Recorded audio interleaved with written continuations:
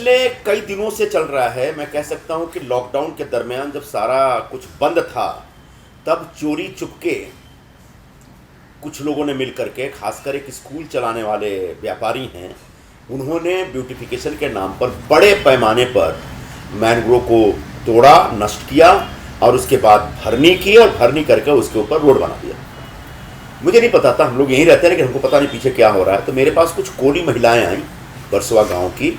उन्होंने कहा कि हमारी मच्छी सुखाने की ये जगह थी और ये मैनग्रोव्स में मच्छियाँ अपने बच्चे पैदा करती हैं, बीज देती हैं, तो उनका प्रजनन होता है मैनग्रोव्स में। तो अगर ऐसे मैनग्रोव्स को भरते चले जाएंगे तब तो फिर हमारे लिए मच्छी का प्रोडक्शन ही बंद हो जाएगा। दूसरा, हमारा मच्छी सुखाने की जगह पे कब्जा कर लिया। तो मैंने एक दिन विजिट रखा तो मैंने देखा कि वहाँ पर बड़े पैमाने बहुत खूबसूरत एक रोड बन गया है। और मैंने पता नहीं कौन किसने रोड बनाया, भाई किसका रोड है, क्या है, कोई बिल्डर है क्या, किसी ने कुछ बताया ही नहीं। बहुत सारे बाउंसर्स थे, बड़े बड़े मोटे मोटे तगड़े। मैंने सोचा भाई आप किसके लिए काम करें बताइए, उन्होंने कुछ बताया ही नहीं मुझे।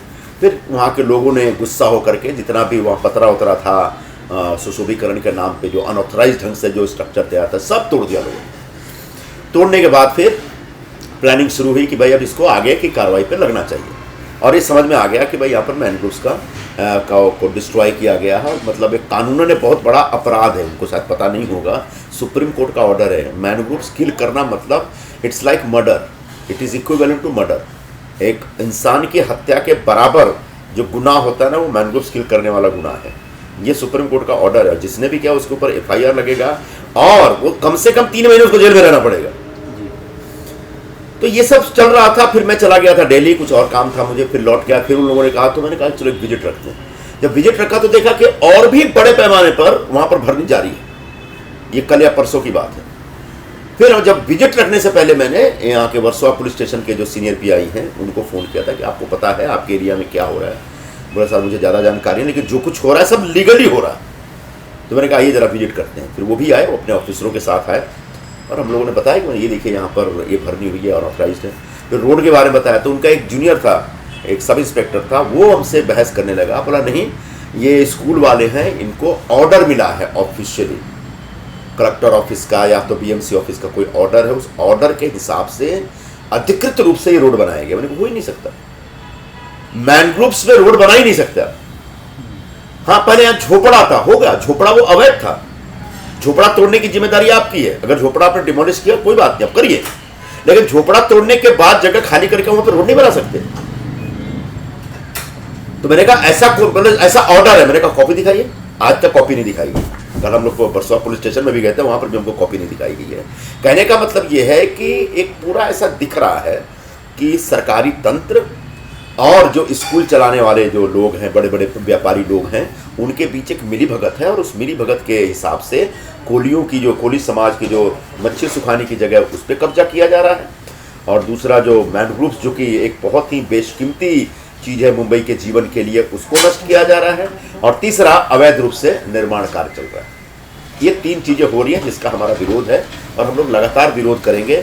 और हमने जाके कल FIR के लिए वर्सोवा पुलिस स्टेशन में बैठे थे, तो उन्होंने कहा कि हम डायरेक्ट आपसे FIR नहीं ले सकते, लेकिन इस बीच हम आपका कंप्लेन लेंगे और वो हमारा कंप्लेन वो फॉरवर्ड करेंगे आगे जो फॉरेस्ट डिपार्टमेंट है उसको। फॉरेस्ट डिपार्टमेंट के आधार पे FIR होगा जिन लोगों ने सब किया है। मैंने फॉरेस्ट डिपार्टमेंट के जो ऑफिसर है उनसे भी बात की है और मुझे उम्मीद है कि आने वाले 1-2 दिनों में FIR होगा। और जिस व्यक्ति ने भी, नाम पता चल गया, पुलिस वालों को पता है, जिस व्यक्ति ने भी मैनग्रोव तोड़ करके, नष्ट करके वहाँ पे रोड बनाया, भरनी की, उस व्यक्ति के खिलाफ FIR होना चाहिए और उसको सुप्रीम कोर्ट के आदेश के हिसाब, जो लॉ हमारे देश में है, उस लॉ के हिसाब से उसको सजा दी जानी चाहिए।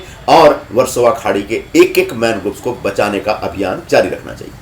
संजय जी, जिस तरह से ये पूरा मामला हुआ है, उसके बाद में जो सरकारी महकमा है वो एक दूसरे पर आरोप प्रत्यारोप का दौर चल रहा है। हालांकि सुप्रीम कोर्ट का, जैसे आपने बताया कि गाइडलाइंस ये भी कहता है कि यदि किसी के जुरिस्डिक्शन में कोई अवैध काम हो रहा है तो उसके लिए सीनियर पुलिस इंस्पेक्टर और साथ ही साथ वार्ड ऑफिसर जिम्मेदार होते हैं। तो ऐसे में इस तरह से एक दूसरे पर आरोप लगाना, ये कहाँ तक आपको सही लग रहा है? और क्या आपको लग रहा है कि इसमें सिर्फ और सिर्फ एक तरीके से खेल हो रहा है जो मेन आरोपी नहीं, एक भारी मिली भगत है तो साफ साफ दिख रहा है। बड़े पैमाने पर लेन देन भी हुआ होगा, मैं ये भी आरोप लगा रहा हूँ। इसलिए कि जब हम लोग कल गए पुलिस स्टेशन से निकल के तो हमने देखा कि फॉरेस्ट डिपार्टमेंट ने एक्शन लेना शुरू किया। वो जो रोड बनाए गए तो रोड को उखाड़ दिया गया पूरी तरह से, और जो नई भरनी हुई थी उस भरनी को भी खोद दिया गया है, और जेसीबी लगा करके पूरे उस एरिया में जेसीबी से खुदाई हो रही है, ताकि वो जो मैनग्रोव्स में जो पानी रहता है वो पानी धीरे धीरे इधर पर्कुलेट करना शुरू करे और मैनग्रोव्स का फैलाव हो जाए। वो तो दिख रहा है हमको। लेकिन इसके अलावा हमें दिखा कि जो स्कूल बन रहा है वो स्कूल के बाहर लगभग 1.5-2 एकड़ जमीन जो जिस पर मैनग्रोव्स हुआ करता था, उस जमीन को पूरी तरह से मैनग्रोव्स किल करके उसको एक कंक्रीट ढंग का बनाया गया। ये एक दूसरा इलीगल काम है। तो वहां पर भी मैंने देश पांडे को बोला कि उसमें भी आप घुसिए और उसको भी, उस पूरा जो एक जो अपना सो कॉल्ड प्रीमाइसेस बनाया है अनधिकृत तरीके से, उस सो कॉल्ड प्रीमाइसेस को आप नष्ट करिए और वहां पर मैनग्रोव्स का उत्पादन शुरू करिए। आपने जो सवाल पूछा बीएमसी और पुलिस डिपार्टमेंट के बारे में, बड़ा वाजिब सवाल है आपका। मुंबई में कहीं भी एक गरीब आदमी एक छोटा सा झोपड़ा भी बनाता है तो उसके ऊपर पूरा का पूरा बीएमसी का महकमा पहुंच जाता है। सीनियर वो इंजीनियर, तो ये इंजीनियर, वो इंजीनियर, ये ऑफिसर, वो ऑफिसर, और उस गरीब को परेशान कर देते हैं। और यहाँ एक स्कूल के नाम पे पूरा का पूरा 1.5-2 एकड़ जमीन पे कब्जा कर लिया गया अनऑथराइज तरीके से, और बीएमसी को दिखाई नहीं पड़ रहा है। बीएमसी के जो असिस्टेंट कमिश्नर है यहाँ पर चौहान जी, उनसे मैं अपील करूंगा आपके माध्यम से कि जितना जल्दी हो एक्शन लीजिए, और पूरा का पूरा जो जगह पे जो कब्जा करने में जो लगे हुए हैं स्कूल वाले लोग, उस जगह को खाली कराइए और वहाँ पर मैनग्रोव्स की खेती शुरू कराइए। संजय जी, आखिरी सवाल, यदि आपकी मांगे जो भी डिमांड है वो नहीं मान जा रही है तो आगे किस तरह की कार्रवाई होगी आप लोगों की ओर से, किस तरह का कदम? लड़ाई जारी रहेगी। अब तो आंदोलनकारी लोग हैं, अब तो लड़ने वाले लोग हैं, जैसे रास्ते पर उतर के लड़ते हैं, लड़ेंगे। लेकिन वर्सोवा खाड़ी के एक एक मैनग्रोव्स को बचाएंगे, और किसी भी बड़े व्यापारी या किसी भी बिल्डर या किसी भी स्कूल वाले को पैसे के दम पर मैनग्रोव्स के खाड़ी को बर्बाद नहीं करने देंगे। ये हमारा पक्का वादा है। बहुत बहुत शुक्रिया। आओ बेटे। नहीं आप तुम क्यों नहीं है? वो लेडी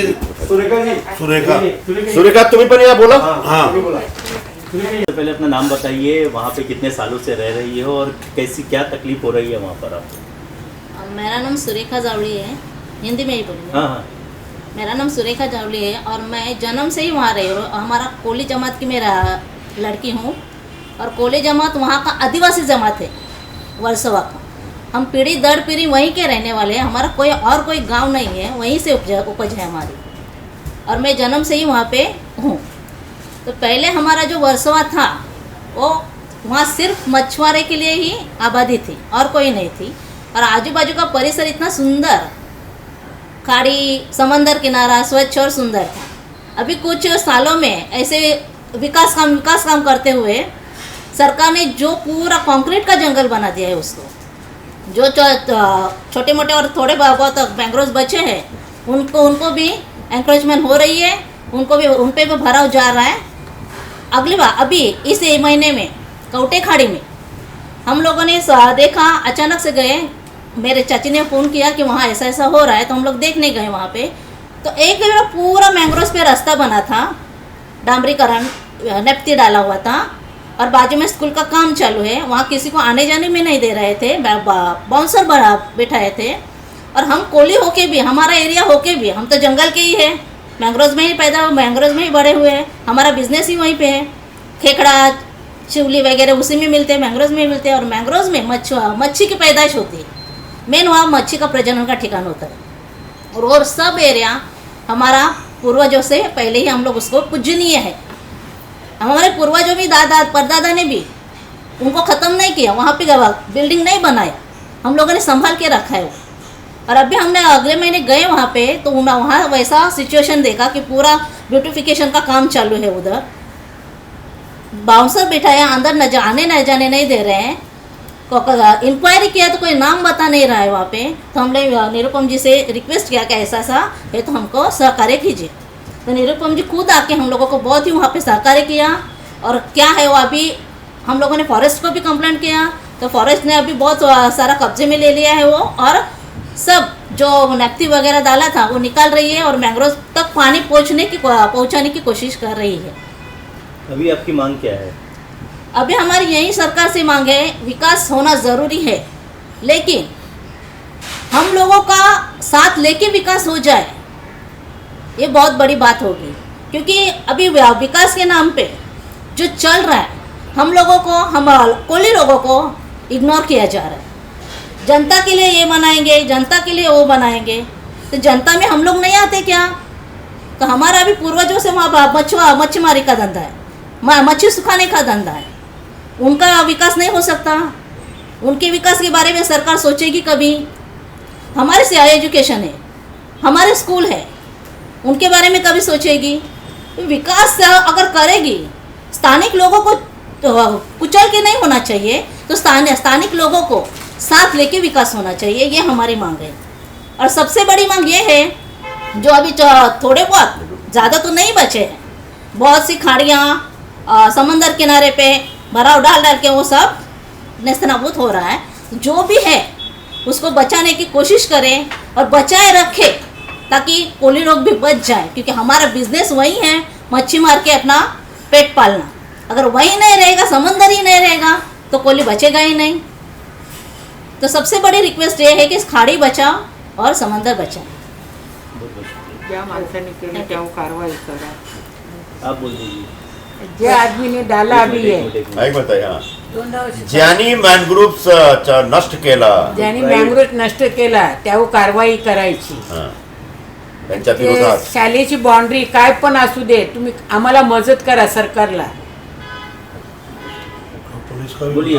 बोला मराठीत बोला। आणि पोलीस स्टेशनला गेलो, आम्हाला आमची कंप्लेंट पण घेत नाही ते साहेब लोक।